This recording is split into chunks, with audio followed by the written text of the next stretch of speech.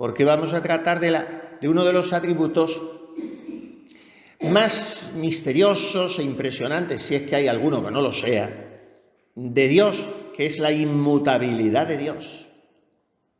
Dios no se muda, dice Santa Teresa. Dios no se muda, Dios no cambia. Y vamos a ver un poquito en qué sentido lo dice la teología y en qué sentido tenemos que aplicárnoslo espiritualmente para no turbarnos. Ni se ha mudado Dios jamás, ni se mudará nunca. Y esto es una consecuencia absolutamente lógica de su infinita perfección. El que es perfecto no cambia. Claro, porque todo cambio supone una limitación, una indigencia. Toda mutación, todo movimiento supone una indigencia. El ser que se mueve va en busca de algo que le falta y que necesita alcanzar. Ahora bien, el ser infinito, al que nada le falta, que nada necesita alcanzar, es necesariamente y de modo absoluto inmutable por su naturaleza perfectísima.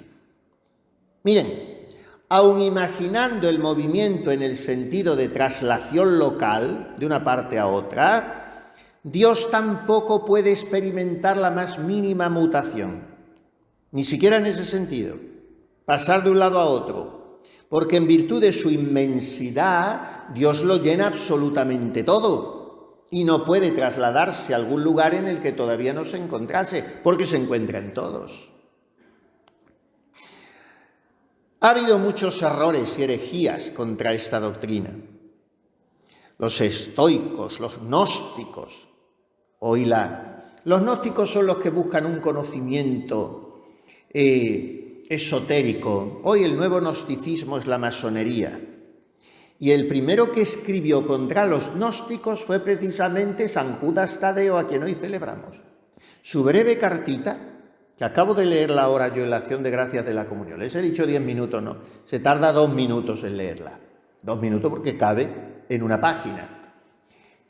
Pone verdes a los gnósticos, porque los padres antiguos y los santos y doctores antiguos y los apóstoles no se andaban con tanto diálogo y tanto ecumenismo y tanto paño caliente y tanto pasteleo como nos andamos nosotros. San Juan Evangelista dice: si viene alguno a vosotros negando al Hijo de Dios venido en carne, nec dicatis ave, o sea, ni le saludéis siquiera, ni le saludéis al hereje. Bueno, pues San Judas escribe contra los gnósticos. Los gnósticos niegan la inmutabilidad de Dios, como los maniqueos, como los estoicos, como los arrianos, contra los que tanto combatió nuestro Osio de Córdoba, número 1 contra los arrianos, junto con San Atanasio. Los antropomorfistas, los panteístas, en fin, muchos herejes. ¿Y contra ellos qué dice la doctrina católica? Pues la doctrina católica arranca siempre de la Sagrada Escritura, naturalmente. El dato número 1 es la revelación. No se puede decir, es que lo ha dicho San Fulanito, es que lo ha dicho el Papa Menganito. No, lo han dicho porque lo toman de la Sagrada Escritura. ¿Qué dice la Sagrada Escritura de la inmutabilidad de Dios? Tanto en el Antiguo como en el Nuevo Testamento. La ley del Señor permanece por toda la eternidad, los designios de su corazón por todas las generaciones. Salmo 32. Salmo 101. Desde el principio fundaste la tierra y permanece. Ellos perecerán, tú permanecerás mientras todo envejece como un vestido. Se cambiarán como se cambia la ropa, pero tú serás siempre el mismo y tus días no tienen fin. Malaquías 3:6. Yo, Yahvé, no me he mudado. Yo, Dios, no cambio. Santiago, Epístola de Santiago 1:17. Todo don del cielo desciende del Padre, en el cual no hay mudanza ni sombra de alteración.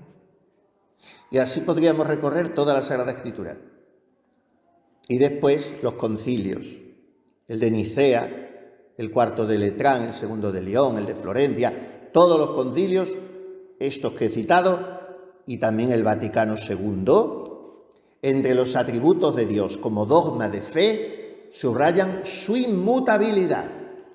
Dios es omnipotente, Dios es omnisciente, Dios es justísimo, Dios es misericordiosísimo, Dios es inmutable. Es uno de los atributos de Dios. ¿Cuál es la razón teológica? ¿Cómo se argumenta esto? Pues como siempre nos lo explica de una manera magistral el gran Santo Tomás de Aquino, que dice así en la primera parte de su Suma Teológica. Ya lo hemos dicho al principio un poco. Lo que se mueve, todo lo que se mueve, consigue algo mediante el movimiento. Y mediante ese movimiento llega a tener lo que antes no tenía. Pero, como Dios es infinito, y en cuanto infinito encierra en sí toda la plenitud de la perfección, no puede adquirir nada, ni puede extenderse a cosas que antes no alcanzaba porque lo alcanzaba todo, por lo cual en Dios no puede haber movimiento alguno.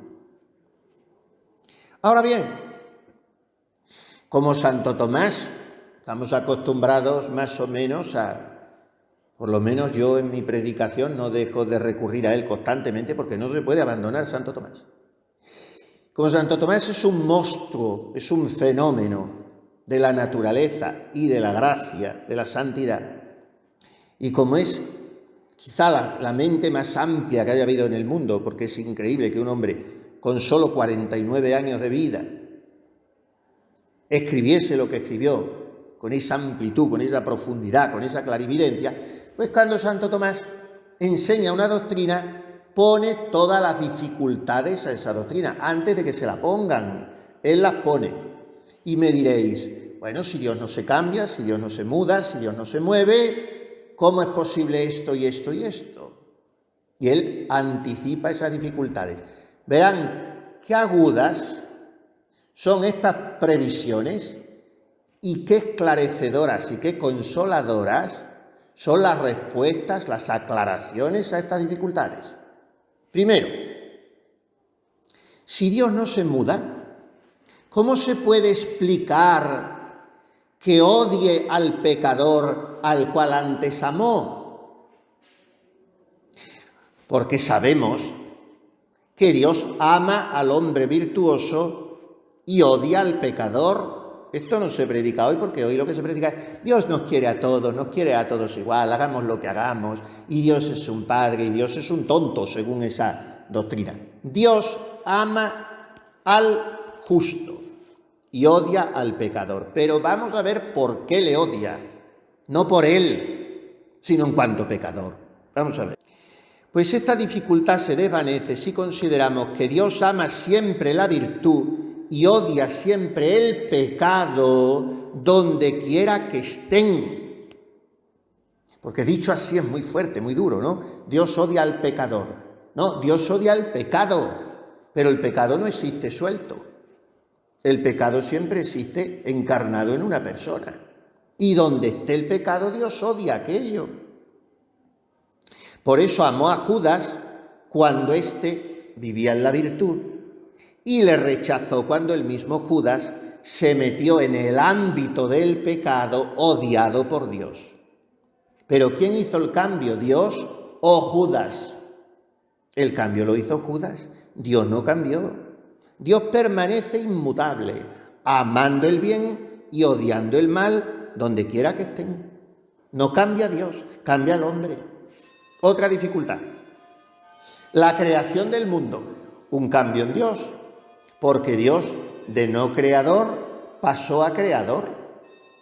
De estar tan tranquilo, digamos, entre comillas, de estar mano sobre mano, pasó a trabajar. Todo esto entre comillas, porque es una forma imperfecta de hablar. De no creador pasó a creador. Luego hubo en él un cambio.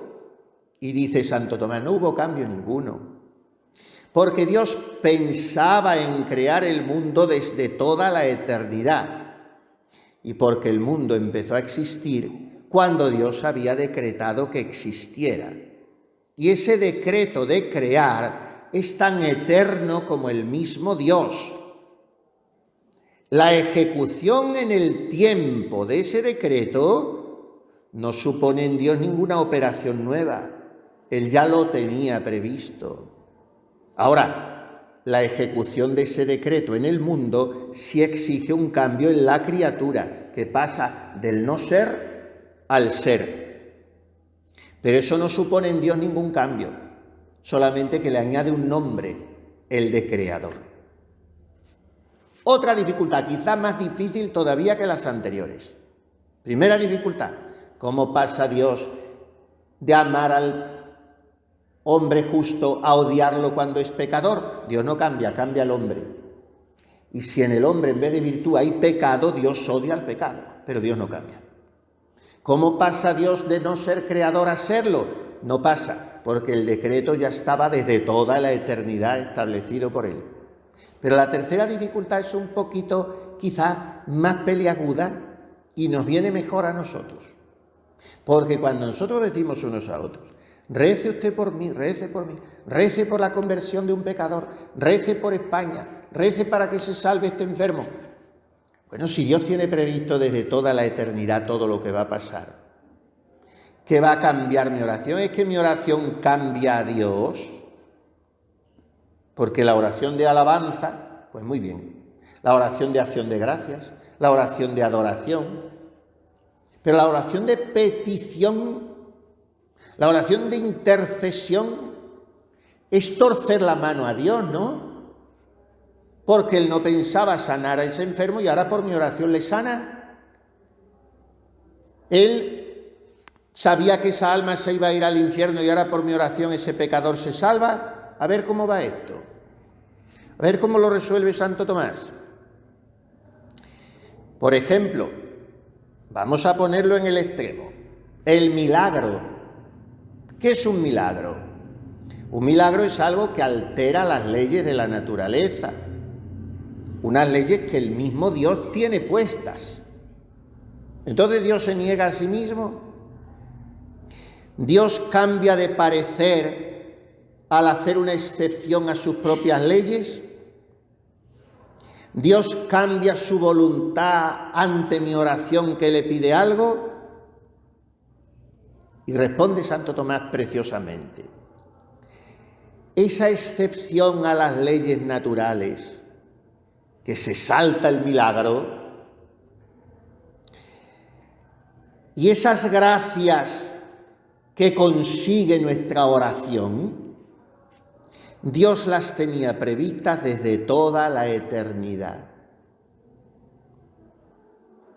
Lo intrínseco a Dios es el decreto eterno e inmutable desde toda la eternidad. Ahora, que ese decreto se ejecute en el tiempo, eso es lo que experimenta la mutación. ¿Pero eso a quién pertenece? Al hombre. El hombre que tenía el cáncer y ahora no lo tiene. Ese es el que ha cambiado. El hombre que era pecador y ahora se ha hecho justo y de la dirección del infierno ha cambiado a la del cielo. Ese es el que ha cambiado. España, que se perdía, y ahora Dios pues suscita a otros reyes católicos, o un Don Pelayo, o un Felipe II, o un Francisco Franco, y vuelve a salvarla. Muy difícil está, porque no sé de dónde lo va a sacar, pero Dios puede hacer lo que le da la gana. Pero si esto se perdía, la que ha cambiado es España, la que ha cambiado es el enfermo, el que ha cambiado es el pecador. Dios tenía ese decreto previsto desde toda la eternidad. Ahora, la ejecución en el tiempo por la oración del hombre es el que cambia las cosas en el tiempo, no en Dios. ¿Es un poco complicado de entender? Pues yo no lo sé explicar mejor. Ni Santo Tomás de Aquino tampoco. Otra mutación en Dios.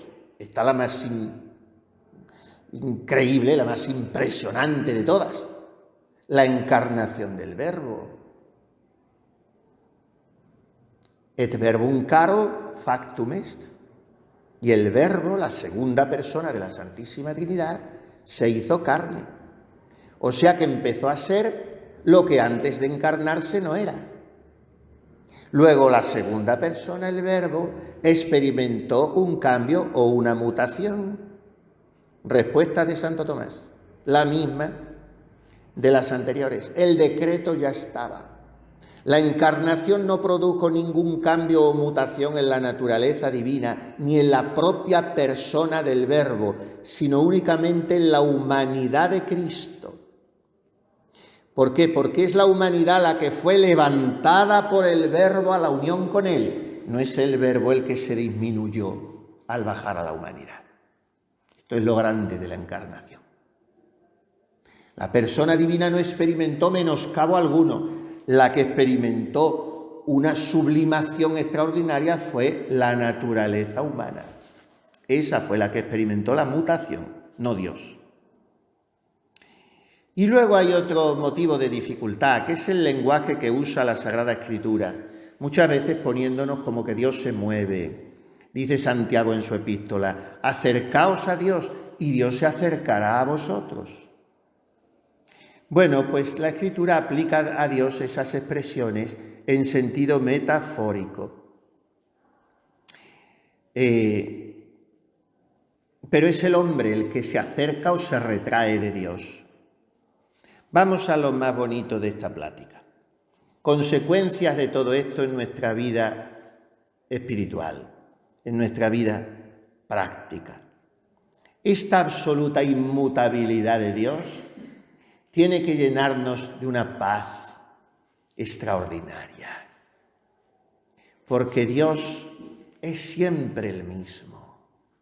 Dios nos ama siempre igual, siempre igual. Dios no cambia Él, cambiamos nosotros. Dios es el único que cuando todos los demás fallan, son falsos, son inconstantes, se me mueren. Cuando todo se pasa, que veíamos ayer, Dios no se muda. Dios es el mismo. Entonces, la primera consecuencia de esta doctrina, de la inmutabilidad de Dios, es que Dios nos ama. Si no nos amase, si no nos hubiese amado desde toda la eternidad, no nos habría creado. ¿Ustedes se han puesto alguna vez a pensar que ante la mente de Dios pasaron miles y trillones de cuatrillones de seres posibles? Y Dios fue diciendo, este no está así. Y cuando llegó a mí dijo, sí, que venga la vida. Podría haber habido muchos seres posibles y Dios me quiso a mí. Y después eligió que entre otros muchos que no tuviesen esa dicha, yo nací en una familia católica y española. Y después tuve la vocación. Dios todo eso lo tenía decretado desde toda la eternidad. Me ha amado desde siempre. Y eso no se cambia. Es que he perdido la vocación, es que he perdido la fe, es que he perdido, como me decía otro chico que ustedes conocen, yo he llegado a esta conclusión. Las almas no tienen fe porque no tienen amor. Cuando se ama, has perdido la fe porque has perdido el amor a Dios. Si tú amas a Dios, no consideras tu vida posible fuera de Él, porque Dios te ama a ti. Dice el libro de la sabiduría, 11:25. Pues amas todo cuanto existe y nada aborreces de lo que has hecho, pues no por odio hiciste cosa alguna. ¿Cómo podría subsistir nada si tú no lo quisieras? ¿O cómo podría conservarse sin ti? Miren, nosotros tenemos el tristísimo poder de salirnos de la esfera del amor misericordioso de Dios, como se salió Judas. y como se salen todos los pecadores al apartarse voluntariamente de Dios. Pero eso es cosa nuestra. Y está en nuestra mano, con la ayuda de Dios que nunca le falta a los que la piden humildemente, mantenernos en Él, permanecer en su amor como Él nos pide. Si nosotros no dejamos a Dios, Dios no nos deja a nosotros. Deus non deserit, nisi prius deseratur, dice San Agustín. Dios no deja a quien no le deja a Él antes. Por tanto, si nosotros no abandonamos a Dios, no hemos de temer nada. Que cambian las circunstancias, que cambien. ¿Que me duele? Sí, yo no voy a decir que no me duela, pero eso no perturba mi fe para nada ni mi paz, porque Dios no cambia y su amor está siempre conmigo. Esta es la primera conclusión de esta doctrina. El amor de Dios no cambia, no se muda. Todos los otros amores un día te faltarán, pero el de mi corazón no te faltará jamás. El único amor puro de la tierra, absolutamente gratuito, que es el de una madre y el de un padre, pero el padre no es igual. Pero una madre, pues te falta porque en la mayoría de las ocasiones tu madre muere antes que tú. Ese amor ya te ha faltado. El del esposo o la esposa, para quien lo tenga, que muchas veces no es amor, pero en fin, cuando lo es, también te falta porque se muere. O se muere o se cansa de ti o se divorcia, como es ahora por todos lados.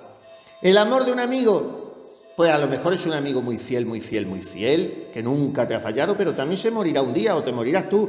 Todos los amores te faltan. Y las cosas de la tierra, pues ya vemos que son un engaño todas. Absolutamente todas. Pero Dios es el mismo. El amor de Dios es el mismo. Y si Dios con nosotros, ¿quién contra nosotros? Como dice San Pablo, qui separavit nos a caritate Christi. ¿Quién me separará del amor de Cristo?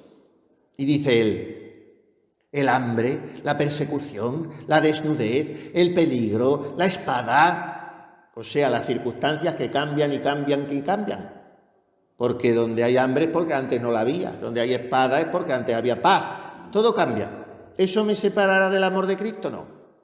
En todo esto vencemos fácilmente por aquel que nos ha amado. Nos ama y nos amará. Además, que si Cristo murió por todos para obtenernos las gracias necesarias y suficientes para que nos salvemos, todos nos salvaríamos si no opusiésemos resistencia a esas gracias suficientes que Dios convertiría en eficaces para todos si respondiésemos.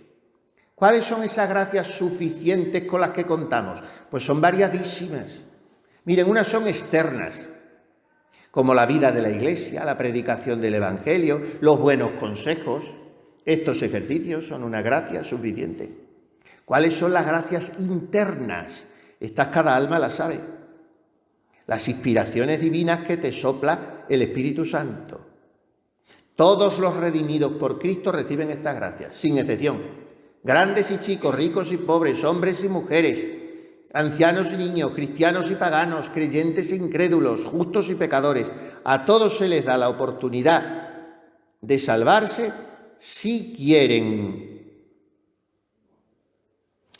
Entonces, Santo Tomás dice, como cosa indudable, que si es preciso, hasta el último salvaje que no sabe nada de la fe, Dios se lo revelará interiormente o le enviará un misionero para que sepa las verdades que tiene que creer, hasta el último salvaje en el punto de la muerte. O sea que Dios nos dice, ¿cómo Dios quiere que todos los hombres se salven? Y a mí me ha enseñado toda la doctrina porque me he criado en la fe católica y a un pobrecito ignorante no. Pero Dios tiene medios ocultos y misteriosos. Ese pobre ignorante antes de morir recibirá la luz suficiente para creer dos cosas. Solamente hacen falta dos cosas para salvarse. Lo mínimo, mínimo, mínimo. La rebaja mínima que hace Dios es creer dos cosas. Que Dios existe y que es remunerador, o sea, que premia a los buenos y castiga a los malos. Ya después no le meta usted en Trinidades, ni en la virginidad de María, ni en la Eucaristía. Eso ya no tiene necesidad de creerlo. Pero todos tienen que creer que Dios existe y que premia a los buenos y castiga a los malos. Y todos los hombres del mundo, dice Santo Tomás, recibirán los auxilios suficientes para la salvación. Todos. De manera que primero, Dios no se muda. ¿En qué se traduce esto? En que Dios nos ama a todos, siempre igual. Segundo, en que Dios quiere que todos nos salvemos. Pero ahora viene la tercera conclusión y la última, y terminamos con ella. Precisamente porque Dios nos ama y quiere salvarnos, nos somete con frecuencia a multitud de pruebas. Es que si Dios me quisiera, no me mandaría esto. Te lo manda porque te quiere, porque sin esa prueba no te salvarías. Y esa prueba te tiene que ayudar a acercarte a Él. No estar diciendo, amargarte, qué desgraciada soy. No, desgracias, tentaciones, miserias, enfermedades, muertes de seres queridos, incomprensiones, soledades. Todo eso es para llevarte a un cielo más grande, para purificarte aquí en esta tierra, para labrarte la corona de la felicidad eterna. Y entonces, lejos de desesperarnos, pensemos que Dios no se muda, que nos ama y quiere salvarnos, dice un piadoso autor. Dios quiere salvarnos con toda la seriedad que hay en la cara de Cristo crucificado. Con toda esa seriedad quiere salvarme Dios. Con la expresión del rostro del crucificado que me dice, yo no te he amado de broma. Y el mismo de la cruz soy ahora. Te amé, te amo y te amaré. Y es que producto de que Dios nos ama y quiere que nos salvemos, es la aceptación de esas pruebas por nuestra parte, y esa aceptación por nuestra parte de la voluntad de Dios cuando trae forma de cruz, se traduce en una palabra, y esa palabra es resignación. Y esta palabra de resignación es el título de esta poesía. Es don José María Pemán la poesía y la sabemos todos, por lo menos algún verso nos suena. Bendito seas, Señor, por tu infinita bondad, porque pones con amor sobre espinas de dolor rosas de conformidad. Qué triste es mi caminar. Llevo en mi pecho escondido un gemido de pesar y en mis labios un cantar para esconder mi gemido. Mi poesía soñadora es agua murmuradora de corriente mansa y grave, que al murmurar no se sabe si es que canta o es que llora. Y es que temiendo, Señor, que este mundo burlador se burle de mis pesares, voy ahogando entre cantares los ayes de mi dolor. No quiero que en mi cantar mi pena se transparente, quiero sufrir y callar, no quiero dar a la gente migajas de mi pesar. Tú solo, Dios y Señor, tú que por amor me hieres, tú que con inmenso amor pruebas con mayor dolor a las almas que más quieres, tú solo lo has de saber, que solo quiero cantar mi secreto padecer a quien lo ha de comprender y lo puede consolar. Bendito seas, Señor, por tu infinita bondad, porque pones con amor sobre espinas de dolor rosas de conformidad. Será el dolor que viniera en buen hora recibido. Venga pues lo que Dios quiere. ¿Qué importa verme así herido si es mi Dios el que me hiere? Yo no me quejo, Señor. Yo sé que es gozo el dolor si se sufre por amor y el padecer es gozar si se padece de amor. Sé que para el peregrino que busca el placer divino de padecer por amores, las espinas del camino se van convirtiendo en flores. Yo no me quejo, Señor. Quiero por amor gozar la locura del dolor. Quiero hacer mi vida altar de un sacrificio de amor. Vivir sin pena de amores es triste vivir sombrío, como el del agua de un río que sin árboles ni flores va por camino baldío. Vivo de falsa alegría, yo no te envidio que el día que fuera mi vida así, temblando de horror diría: Dios se ha olvidado de mí. No huyáis penas y dolores con flaqueza de cobardes, ni busquéis falsos amores que mueren como las flores con el morir de la tarde. Saber sufrir y tener el alma recia y curtida es lo que importa saber. La ciencia del padecer es la ciencia de la vida. No hay como saber sufrir con entereza el dolor para saber combatir, que el dolor es la mejor enseñanza de la vida. Él ayuda con su mano las empresas duraderas del vivir fecundo y sano. Él sabe aventar el grano, la suciedad de las eras. Él nos enseña a tener siempre el alma apercibida y a esperar y a no temer y a dar su justo valer a las cosas de la vida. Nos enseña a caminar por la vida y a luchar con ánimo bien templado para no desesperar ni aun esperar demasiado. Es saludable lección para las nobles pasiones, cauterio del corazón, freno de las tentaciones y escuela de perfección. Por eso, Dios y Señor, porque por amor me hieres, porque con inmenso amor pruebas con mayor dolor a las almas que más quieres, porque sufrir es curar las llagas del corazón, porque sé que me has de dar consuelo y resignación a medida del pesar, por tu bondad y tu amor, porque lo mandas y quieres, porque es tuyo mi dolor. Bendita sea, Señor, la mano con que me hieres.